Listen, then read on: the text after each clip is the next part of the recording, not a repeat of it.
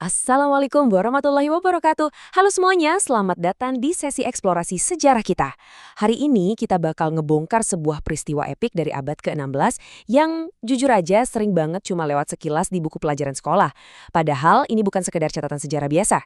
Ini tuh kisah nyata tentang strategi tingkat tinggi, semangat juang dakwah Nusantara yang luar biasa, dan sebuah operasi militer amfibi berskala raksasa di tahun 1526. Jadi, siapin fokus kalian karena kita bakal langsung terjun ke intinya. Coba kalian pikirin sebentar, mampu nggak taktik senyap mengalahkan benteng terapung raksasa dari Eropa?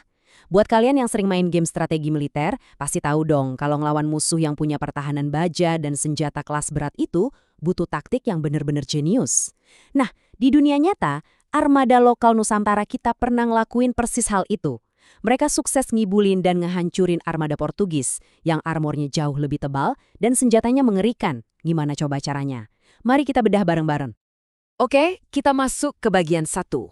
Misi amfibi abad ke-16. Perintah Sultan Trenggana dan armada rahasia Fatahillah. Semuanya bermula di bulan Oktober tahun 1526. Waktu itu pesisir utara Jawa, tepatnya di Jepara, lagi diliputi kabut misteri. Fatahillah, seorang veteran perang laut dari Pasai yang punya semangat jihad luar biasa, dapat tugas langsung dari Sultan Trenggana buat membersihkan pengaruh barat yang mulai mencengkeram tanah Jawa. Ini tuh benar-benar misi pergerakan di bawah radar. Cuma ada 1.500 pasukan elit Demak yang dikerahkan, dan itu udah termasuk para veteran perang laut Malaka loh. Pasukan Strike Force ini super padat dan efisien, berlayar cuma pakai 20 kapal perang jenis lancaran dan pengejawa. Jadi mereka nggak ngandelin kuantitas, tapi kecepatan dan kelincahan tempur yang gila-gilaan. Tapi, rahasia di balik ketahanan operasi jarak jauh ini ada pada inovasi yang satu ini. Kapal Jong. Kapal masif berkapasitas 300-600 ton yang biasanya dipakai buat dagang, dimodifikasi habis-habisan jadi pangkalan logistik terapung.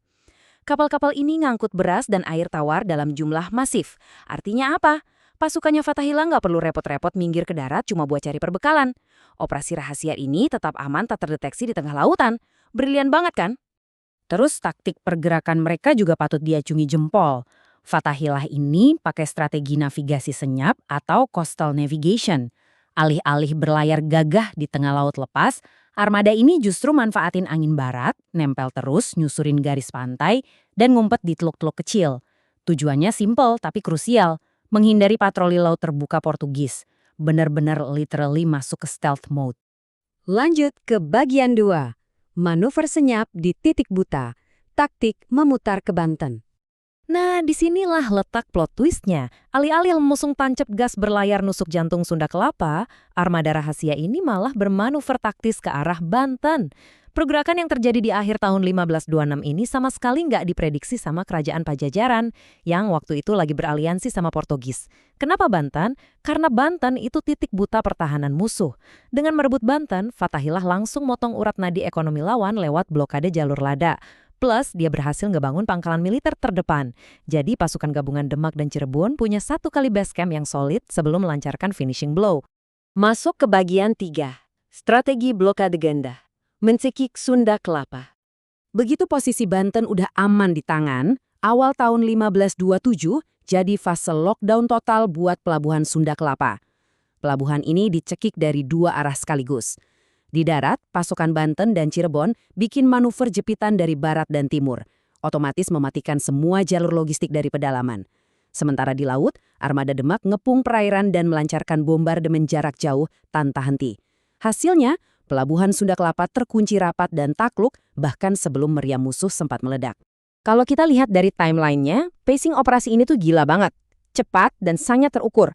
Berangkat dari Jepara di bulan Oktober 1526, mengamankan Banten di akhir tahun, dan nyampe Februari 1527, Sunda Kelapa jatuh untuk pertama kalinya. Tapi tunggu dulu, jangan senang dulu. Ini tuh baru pemanasan. Karena pertempuran sesungguhnya, the real boss fight, baru aja mau dimulai. Bagian 4. Duel kancil melawan gajah, kelincahan versus kekuatan kasar. Di momen inilah sejarah mencatat kejadian yang paling dramatis. Armada Portugis yang dipimpin Francisco de Sá akhirnya nongol di perairan Sunda Kelapa. Mereka datang dengan santainya, pede banget kalau pelabuhan itu masih aman dikuasai sekutu mereka. Mereka sama sekali nggak sadar kalau Fatahillah udah nungguin. Ini benar-benar kayak Daud ngelawan Goliat. Armada Portugis bawa kapal-kapal galion raksasa berbobot sampai 800 ton, benteng terapung lambat dengan draft air yang sangat dalam. Di sisi lain, Fatahillah cuma pakai armada kapal ringan berdraft dangkal yang sangat lincah bermanuver, ngandelin kombinasi layar dan dayung. Nah, perbandingan teknologinya juga jomplang, tapi menarik banget. Portugis emang bawa meriam kaliber raksasa yang mematikan, tapi reloadnya lelet minta ampun dan sudut tembaknya kaku. Kebalikannya, pasukan Demak pakai meriam putar perunggu buatan lokal yang namanya cetbang. Ukurannya mungkin lebih kecil, tapi hey, cetbang ini bisa diputar 360 derajat. Ditambah lagi, sementara prajurit Portugis keberatan pakai zira besi dan bawa-bawa senapan musket, prajurit Nusantara kita sangat lincah dengan mobilitas tingkat tinggi. Di pertempuran ini, fleksibilitas adalah kunci utamanya. Coba bayangin kalian jadi komandan Portugis waktu itu. Udah berlayar jauh-jauh, ngira bakal dikasih red carpet sama sekutu pajajaran. Pas merapat, pelabuhannya ternyata udah dikuasai musuh. Dan moncong-moncong meriam udah dikunci tepat ke arah kapal kalian. Fatahillah punya keuntungan taktis absolut di sini, karena dia udah menguasai medan pertempuran 100% bahkan sebelum musuh sempat buang sauh. Benar-benar dibikin skakmat. Masuk ke bagian 5. Jebakan Teluk dan Kemenangan, Pertahanan Defensif yang Menipu. Tanggal 22 Juni 1527 jadi klimaks dari operasi raksasa ini. Dan tahukah kalian, Fatahillah nggak langsung nyerbu membabi buta. Dia justru nyiapin sebuah jebakan teater perang yang epik banget di dalam teluk. Dia cerdik banget ngebaca alam. Kebetulan badai besar lagi ngehajar Teluk Jakarta. Kapal-kapal raksasa Portugis terombang-ambing parah, bikin akurasi meriam mereka hancur berantakan. Terus, mereka juga panik nggak berani manuver karena takut kapal berdraft dalam mereka kandas nabrak karang dangkal. Nah, pas musuh lagi panik bin ketakutan inilah, pasukan Demak melancarkan serangan hit and run tiada henti. Taktik ini tuh disebut deceptive defense atau pertahanan yang menipu. Fatahillah sengaja nahan armada utamanya sebagai umpan di dalam teluk, bikin kapal-kapal galeon Portugis terpaku di satu titik. Sementara itu, dari sela-sela karang, kapal-kapal kecil Nusantara melesat lincah dan nyembulin hujan bola api plus proyektil cetbang dari berbagai arah. Armada Portugis bener-bener lumpuh, persis kayak digigit perlahan sama kawanan lebah ganas yang nggak bisa mereka tepis. Kemenangan ini jadi bukti telak bahwa otot besar dan senjata raksasa itu bisa dikalahkan oleh otak yang cerdas. Fatahillah menang karena dia punya awareness geografis yang tajam, paham banget baca situasi cuaca, dan tahu persis gimana cara memanipulasi psikologi lawannya. Ia mengalahkan raksasa Eropa itu bahkan sebelum mereka sempat nurunin satupun skoci ke darat. Keren abis? Pasca kemenangan mutlak itu, Sunda Kelapa lahir kembali dengan nama baru, Jayakarta. Kota kemenangan yang gemilang. Ini tuh bukan sekedar ganti nama di peta ya. Ini adalah statement. Sebuah penanda keberhasilan dakwah Nusantara, warisan monumental, sekaligus bukti fisik perlawanan anti-kolonialisme yang akan abadi dikenang sepanjang masa.